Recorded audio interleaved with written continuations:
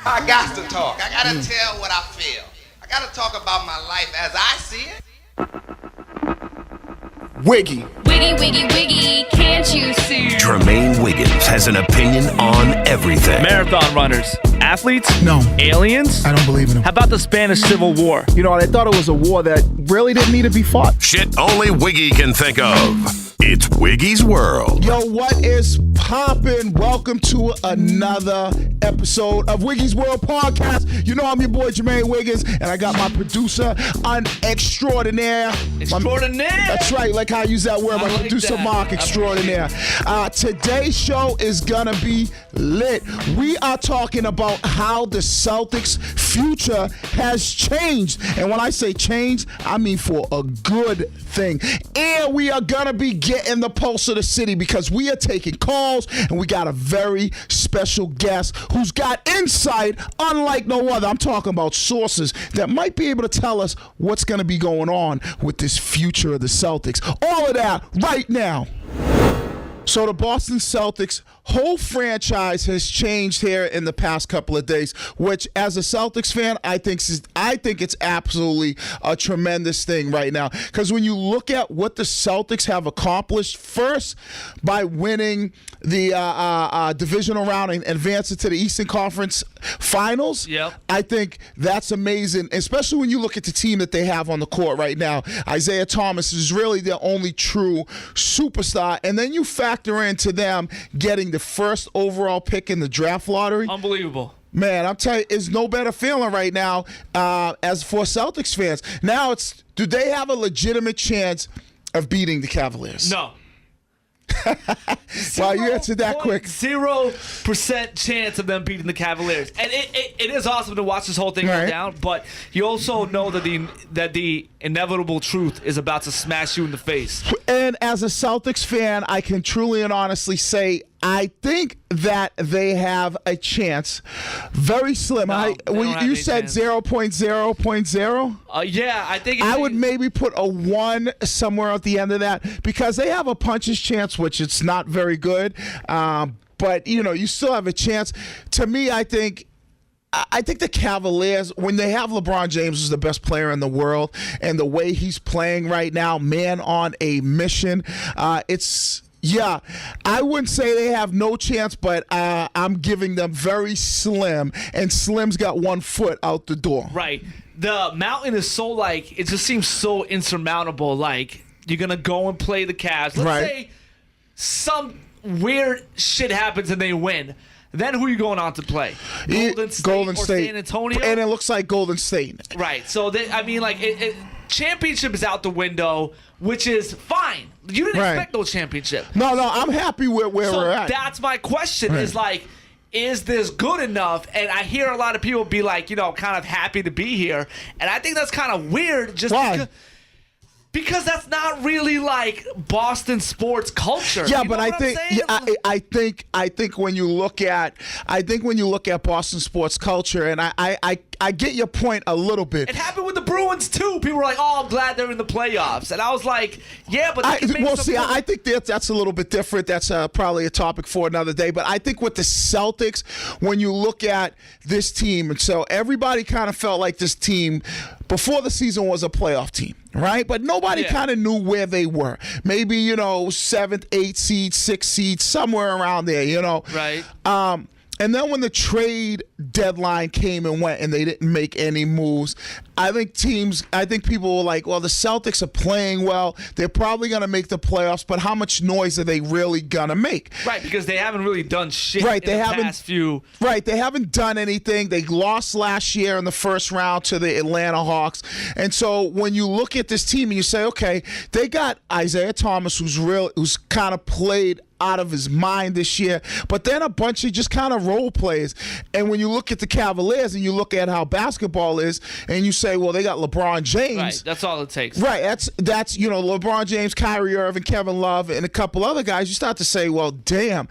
in order for the Celtics to have a chance, not just a puncher's chance, and like I said earlier in the show, a puncher's chance meaning, hey, throw that blind haymaker and hope that you catch a guy on his chin. Right. If they made a move, I think then they have a realistic chance to maybe take them to 7 games and possibly So win. you think they fucked up by not making a move at the trade deadline? Oh, hell yeah. Yes, Really? I think they Okay. fucked up big time. I was big. And yet they're in the Eastern Conference Championship. Right, but they are in the Eastern Conference Championship. They are, but I think What could they possibly have done? what they could have done, The Brooklyn shit? they could have traded away some of their draft picks because they got a shitload of draft pick assets, and some of the players, Jay Crowder, whether it's Avery Bradley, and there were names that were thrown around, guys like Jimmy Butler who plays for the Chicago Bulls. Right, but you'd have to give them legit draft Right, picks. but still, the price was you probably could have got those guys, or a DeMarcus Cousins, a Paul George. Who knows what you would have to give up? I don't know if you necessarily had to give up your top pick. For those dudes? Well, maybe for like a Paul George, but you could have caught Jimmy Butler for maybe less than that. But look at it now, right? You got the number 1 overall pick, Right. and I'm saying trade it anyways. I'm actually kind of with you on that. We're going to talk to B-Rob from the Sports Hub. He does the Celtics blog and shit. He's like fucking talking about how they're probably going to keep it. Right, which is asinine. Right, I don't agree with that. So going back to my point of the Celtics making a move, if they would have made a move to get another guy, Then they would have had a real shot. They would have had a real shot. Maybe they still lose, but maybe it's like, okay, you lose a series and every game is competitive. Maybe you lose in 6, but you're only losing by 5, 4, whatever it may be. I just feel like It's going to be representative of what happened last time when these two teams met up and the Celtics just got stomped out and their face smashed in the regular season. I feel that's what's going to end up happening in this one. It's going to be extremely difficult. If the Celtics, there are people who say the Celtics are going to win in 7. I think they're out of their fucking minds. Well, listen to me. If you actually think that, hit us up right now. The phone number is, I'm just going to make it up because I have no idea. What the fuck's the number here? Fuck. What the fuck's the number we can make up? Damn it. But do you want to make up a number? Because then people might call it. Yeah. What if we just give them the number to 617-288? Okay. Yeah, I mean, if you think that, hit us up, 617-288-1969, and let us know. Because, honestly, collectively, as a city, it feels like everyone is giving up. But no, honestly, I think that's I don't agree with that, because I think there are a lot of people out there that think the Celtics can win this series. That's mental. I don't think that's logical. See. You know what? I don't think it's logical either, like kind of removing myself from the situation, even being a Celtics fan, removing myself, looking at the matchups, looking at what the Celtics will have to do, and saying, okay, do the Celtics have a realistic chance of winning the series? No. Can the Celtics win this series? It'd be extremely difficult, but for people who really think that they can win this series, as is like, oh yeah, no, the Celtics will win, or the Celtics will take them to 7 games, and it'll be a close series. That, to me, I think people have been, sipping way too much cuckoo juice. Right, but in general, when they lose, because this is still huge for the team. No, it's amazing. They don't have to do nothing else. If they go out there and get blown out and get swept, this is a win, because now the way I look at it, as, okay, here are the Celtics. They made it to the Eastern Conference Finals. How do they build their franchise moving forward? And that's where, in my opinion, free agents, maybe making some trades. And people now want to come here. Right, because they know with the team that they were able to put out there, like, let's be honest, that it was a team that fought scrappy. Right. But they didn't have no real legit superstars besides Isaiah. Put this team out and got to the Eastern Conference Finals. Hey, now if I'm Danny Ainge, I can now go to a superstar and say, you're the piece that we need to beat the Cleveland Cavaliers. Right. All right, man, let's get to some calls. Let's see. We got crazy people who think that the fucking Celtics could actually win this series. Yes, they must have been smoking a little bit of weed. Right. Let's talk to Robb first. Explain to me your logic on what you think with the Celtics versus the Cavs? Like I said in the post, we do have a shot. I'm just a diehard Celtics fan, and I don't know. I just think this is our time, man. For some reason, I just feel that, man. So when you feel like this, because I think this, right? I don't think the Celtics have a chance. I mean, yes, they have a puncher's chance. Everybody, if you get a sport you play, you have a chance to win. But I look at it like I'm going to remove myself as a fan and say the way that Cleveland has been playing, I just think that the Celtics don't have enough firepower to keep up. I want to know how you can really see them winning. How do you see this happening, Rod? Yo, man, like I said, I just feel it, man. That's it? Just a feeling? I just feel it, man. We are on a roll right now, man. How do you stop LeBron James? Right. Oh, no. You can't stop LeBron. Okay. You can't stop LeBron. Right. What they have to do, like I said, they have to play aggressive, play mad, attack the paint, calm down on those threes. Break LeBron's leg. Hey, if they could do that, do that. But no, I'm not gonna do that on LeBron. But like I said, you can't stop LeBron. He's a beast. But I see. You're saying they have to attack the paint, cut down on the threes, right? Yeah. But the only problem is with the Celtics, that is their game. They don't attack the paint. They live and die from behind the three-point line. And when you look at their game, that's what they are. And you have to be able to score with the Cavaliers. You got LeBron, you got Kyrie, you got Kevin Love. You start to factor in some of these players, and you're going to need for the Celtics to win this series, they're going to need 20-plus point nights by Kelly Olynyk every night and all those other role players.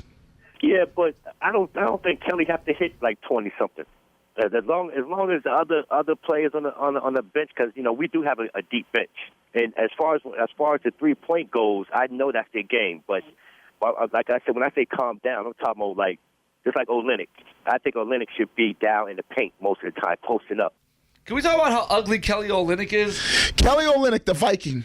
Yeah, yes, he's just a monster. Yeah, he's not that type of guy that I would. But I bet you. The type of guy that you wouldn't hook up with. No. Talk about that. No. That's not me. I you know what? I am as straight as they come. But I'm saying I'm willing to bet you he gets plenty of women because of his bank. Absolutely. It has nothing to do with looks today. Nowadays, you could be the ugliest guy in the world, but if your bank account is chunky, that isn't a problem. And I bet you Kelly Olynyk has no problem in that area. All right, and now we got Tim's on the line, and he once again believes that they fucking have a puncher's chance in this matchup. Yeah, but see, I want this before we get Tim on the phone, right?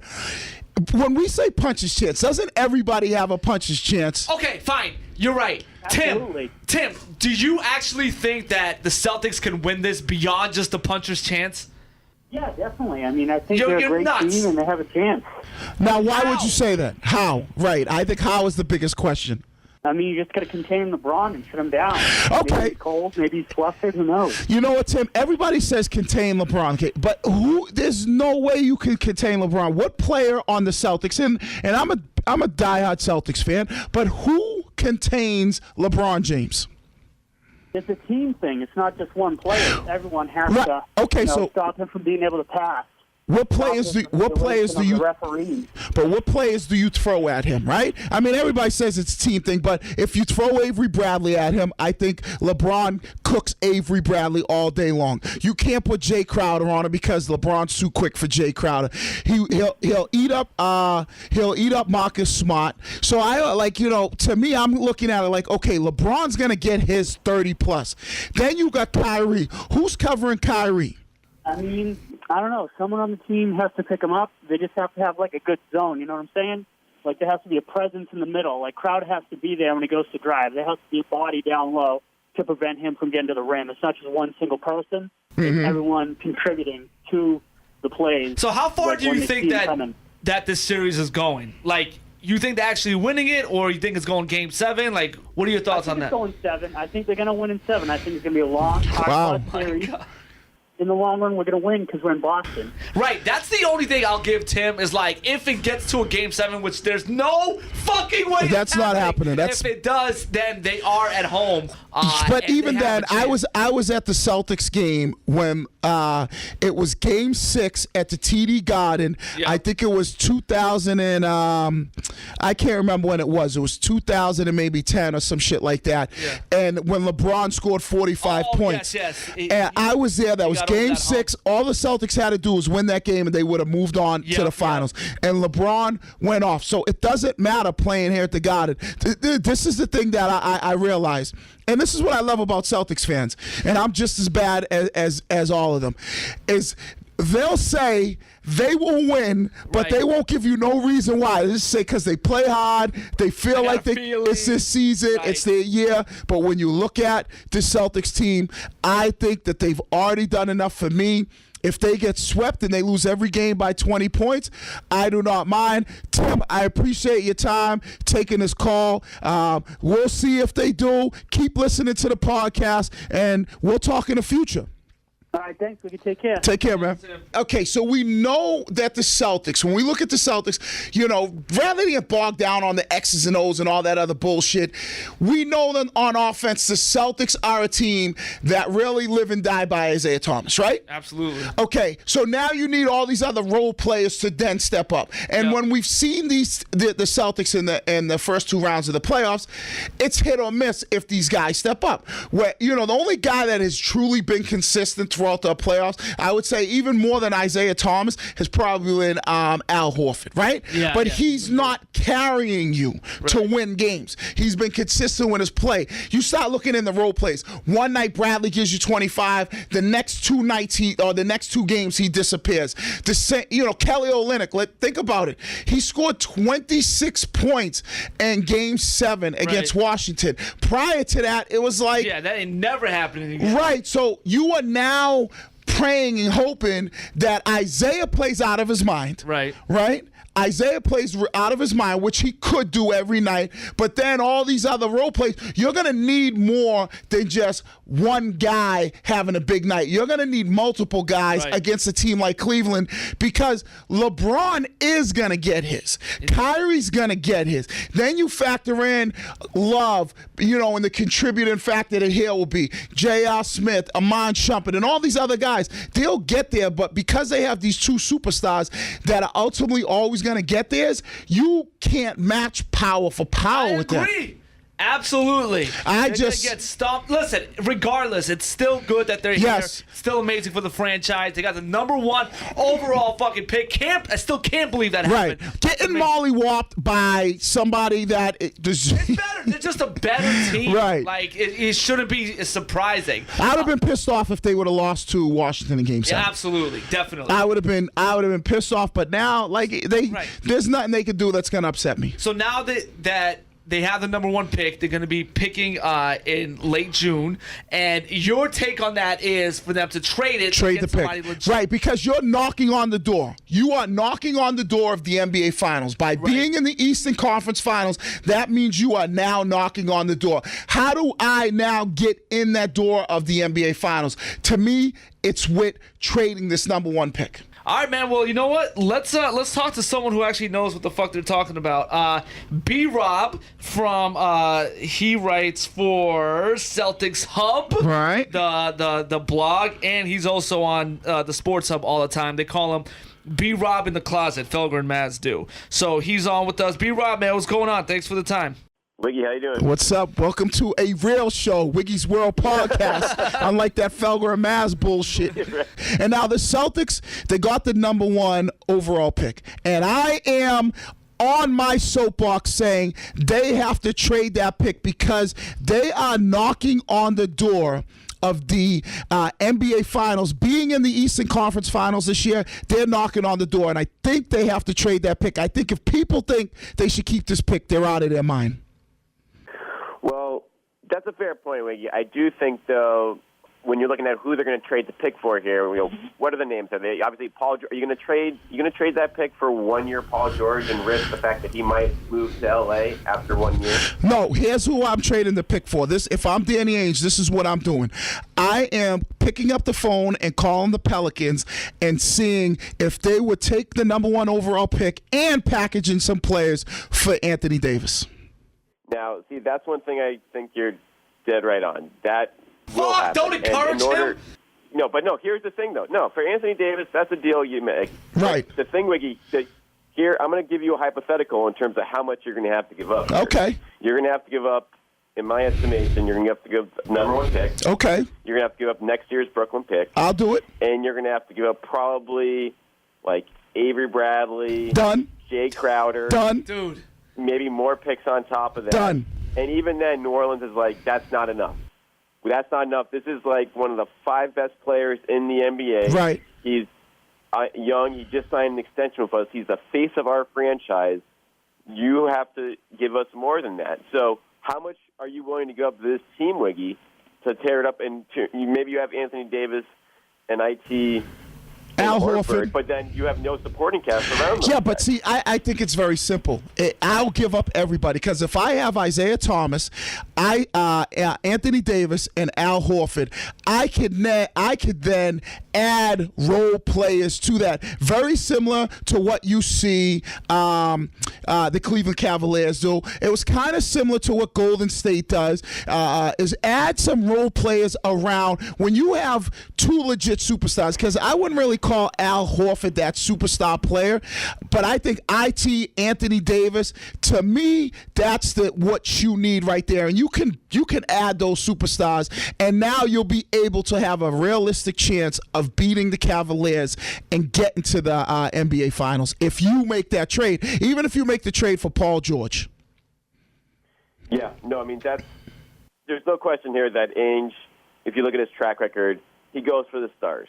He likes to cash in his chips and go for it here. Now, the other side of the coin is he's never had the number 1 pick before. Yeah, and that has more value than anything like. So he might, look at that Davis deal and be like, hey, is this really good value here in terms of we're giving up so much stuff? What if Fultz turns into the star? What if next year's Brooklyn pick turns into the star? You might have, instead of going for it now in the next 3 or 5 years, you might have 2 stars in the making under cost control, so you're able to keep everyone here, your sporting cast, and still have stars in the making here. While again, and those guys could be hitting their prime by the time that LeBron is on the downturn. So I think the thing they're going to really have to worry about here, Wiggy, is when do they think LeBron's starting to hit the back 9? Because that's clearly not happening yet. And even if you trade everything for Anthony Davis, if you don't get that championship in the next 3 or 5 years because LeBron's still in the mix, then you're kind of screwed long term. Okay, sell me on this now. We're talking to Brian Robb, who writes for a big writer for Celtics, knows a lot of his Celtics shit. Now, sell me on this, because this is the other thing that I'm hearing. The kid from Washington, the Fultz kid, right? Yep. Right, so everybody's saying he should be the number 1 pick. So sell me then saying, okay, they don't trade the pick and they get this Fultz pick. Are they still a team that can compete to get to the NBA Finals? Because we know they can get to the Eastern Conference, but is this Fultz kid going to make them that much better where they can actually beat Cleveland? I do think he won't do it on his own, Wiggy, but you can, if you keep the pick, right, you take Fultz, you have a guy you're grooming there who's like the energy off your bench behind Isaiah, behind Avery Bradley next year, and obviously turns into much more than that. On top of that, you still have salary cap space to bring in a guy like Gordon Hayward or Blake Griffin. You can still bring that guy. So say they bring in Gordon Hayward without trading it. You could bring in Gordon Hayward with Isaiah, with Al Horford, with the number 1 pick. That's a team that can still make a lot of noise in the Eastern Conference. And on top of that, Wiggy, I think you could conceivably trade for a guy like Jimmy Butler or Paul George if you want, without giving up the number 1 pick. Okay. You still keep Fultz. You can get those guys with giving up some other future picks, not the Brooklyn ones, and that way you can, again, form the super team you're talking about while still having the star in the making in full. So you think, okay, because right there you're exciting me right there. I'm getting these emotions where I can still get Hayward.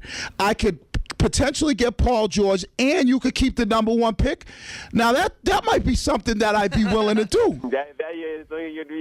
So that's honestly, I think it's not like obviously that's a situation they're going to try to do. Whether they can pull that off is another thing. That's a situation where also your salary for ownership, that they're going to have to pay luxury tax and stuff. It's going to be really expensive for Wyc Grousbeck and company if they put a team like that together, because that's a lot of max contracts. But that's something I think they're going to explore because, again, what wins in this league, what takes down LeBron, you need stars.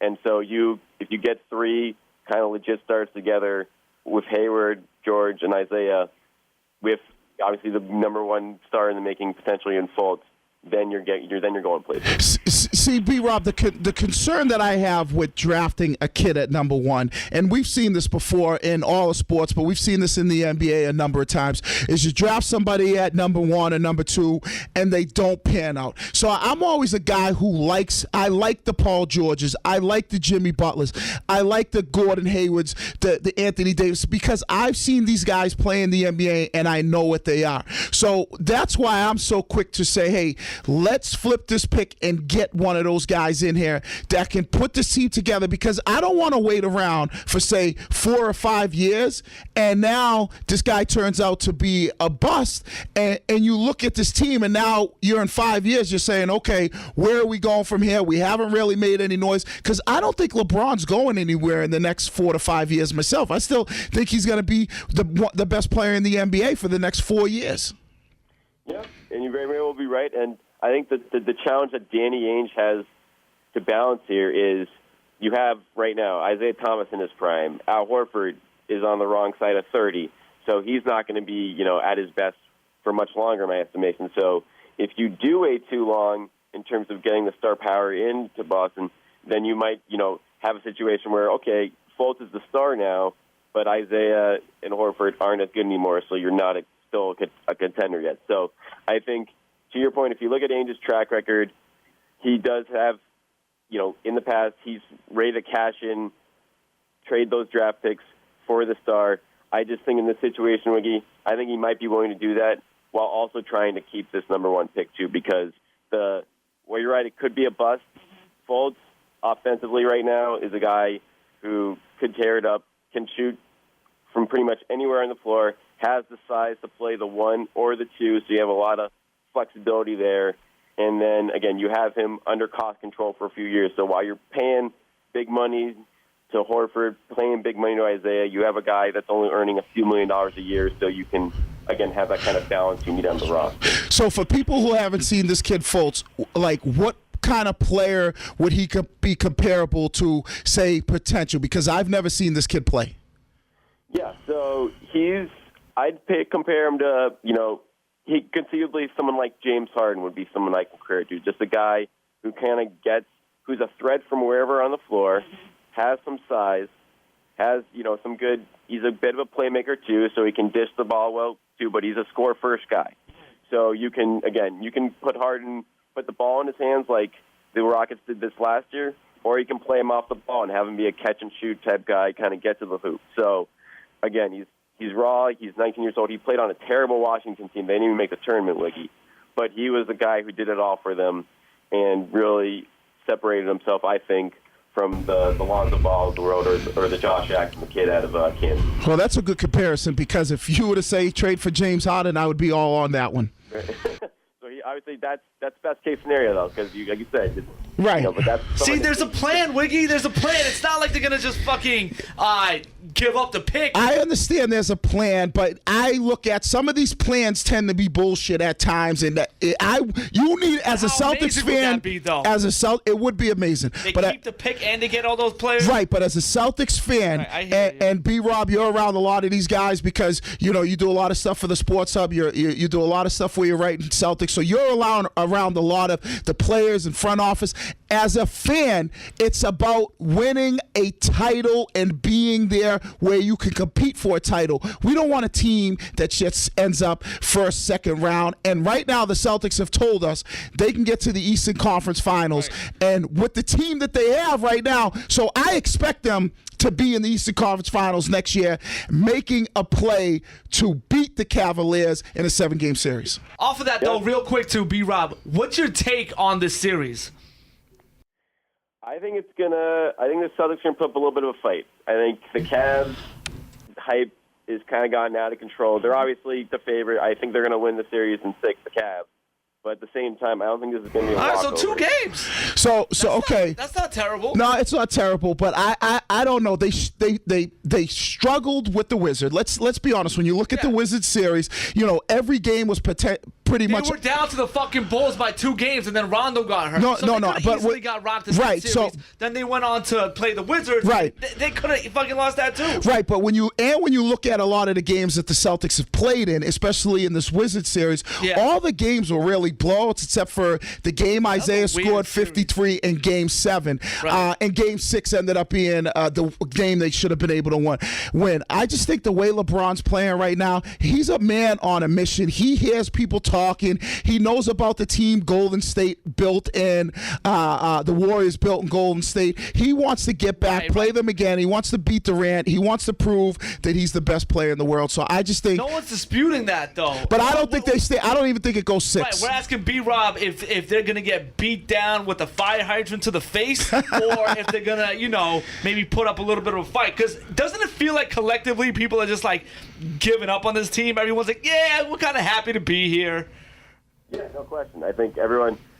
It sounds like for most fans that I've talked to that they'd be happy if the Celtics win a game in this series, and that's kind of just the mentality. And I think again, the Cavs, they haven't been challenged yet. The Pacers aren't a good team. Paul George is good, but the rest of that team is kind of garbage. And then the Raptors, just laid down for them. And I think people are expecting the Celtics to kind of take you from the Raptors there. But like you said, though, they've been in tough series here. Brad Stevens is a smart coach. I think, again, LeBron obviously can go nuts at any point. But I do think the Celtics will at least steal a game here, maybe 2. All right, man. All right, B-Rob. B-Rob in the closet. Thank you for being on with us, man. We appreciate it. Thanks, B-Rob. Thanks for all the insight. And you can catch him from time to time on the Sports Hub. And then is there anything else you want to plug? You still writing for a website, or are you like beefing with them now? Yeah, no. Yeah, you can find me, at CBS Boston Sports or CelticsHub.com. So you'll be plenty, obviously, between the lottery stuff and the casters. There'll be plenty of stuff on there through the next couple of months here. All right. Man, well, make sure everybody goes, checks that out. Thanks, B-Rob. Right, thanks, guys. All right, so there you go, man. Right. B-Rob is saying there's a little bit of hope. Yeah, he gave me a little tingle in my pants when he said. Yeah, this motherfucker looked like he was like orgasming when he was talking about keep the number 1 pick and you're getting potentially Butler and all these and Hayward. And Hayward. And I think he said you might even be able to get Gordon Hayward and Paul George. I mean, that's smart. They got something in their pocket that they're working on. But I did love my Anthony Davis trading the number 1 pick, though. Yeah, I wanted to use the word love. I think it was love. There's some intrigue there. He's interested. Well, but it's gonna be very interesting. First off, to see how the series goes. I think, like you said, Mark, there are a lot of Celtics fans that would be happy with win 1 game. Listen, I told you, me personally, they don't have to win a game. Period. I would love to see them win a game, but I'm happy I'm happy too. I mean, look, man, we're in the Eastern Conference Finals. Right. Like, just hanging out, smashing some beers, and watching Celtics late in the season. What's wrong with that? Put this into perspective. Yeah. You are in the Eastern Conference Finals, right? Yep. And your starting lineup is Isaiah Thomas, Avery Bradley, Al Horford. Yeah.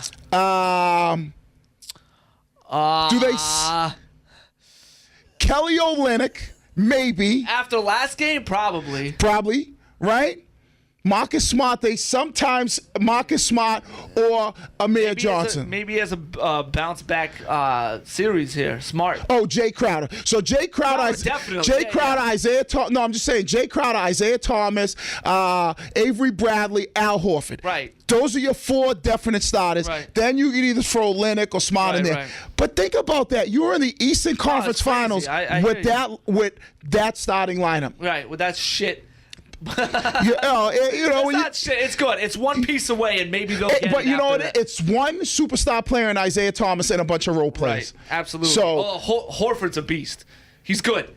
he's a good player, but he's not a superstar. He's not. Okay. So he's good for what he does. He's a good role player. But it's like I said, it's going to be interesting. Game 1 tonight, Wednesday night, or Wiggy Wednesday. What better way to have the Celtics tip off against Cavaliers in Game 1? That's it. We had a tremendous show as usual. Love talking Celtics. My man Mark, the producer, you know how he does it.